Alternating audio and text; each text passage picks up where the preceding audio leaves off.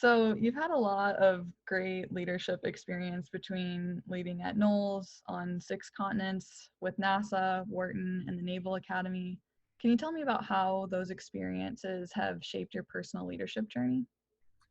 Yeah, I've been really fortunate. And leading up to Knowles or the National Outdoor Leadership School, uh, it's probably worth going back just a little bit so you know where I came from before I got there. And what happened was, as I mentioned, I grew up in this family where excellence was really important.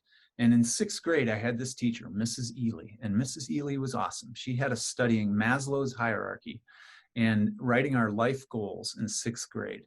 And we studied Plato, and Plato talked about the scholar athlete and how it's important to be both. And so I decided that that's who I wanted to be. And at the time, I had these horn rimmed glasses, not very different than these, that and I was a geek, and I was not an athlete, but I started wrestling, and I wrestled all the way through college. And I had a coach who said, this is a sport that if you work really hard at it, you can be good at it.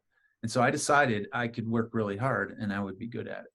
And I ended up going to camps at University of Iowa and working at the U.S. Naval Academy in college, teaching wrestling and so on. At the same time, I was really into math and science, and so I ended up studying in engineering. And so I like to joke that at Princeton, I majored in wrestling and I minored in civil engineering. So that's who I was at that time. And I wasn't really that into leadership and emotional intelligence and that sort of thing, because I was in an individual combat sport. And you're either out there winning or getting beat up. And yeah, there's a team, but it's not that much team stuff. So I played high school football. We were a mediocre team. And that and scouts were my only exposure to leadership, really. Then in 1985, I took a course from Knowles, and I learned all sorts of stuff about team dynamics and leadership. And I thought, wow, this is fascinating. I need to get better at this kind of way of thinking. They invited me to come back and work, and I said, no, I'm going to be an engineer. And 2 years later, I changed my mind. I was back at Knowles, and I have been working with them. I've at least done something with them every year for 35 years now. Wow. And as you asked, I've just been really fortunate.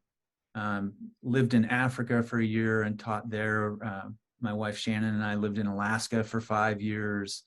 Have led courses in Patagonia and the Himalayas and so on. And it's just given me a really broad perspective on how cultures work and how leadership works in different places.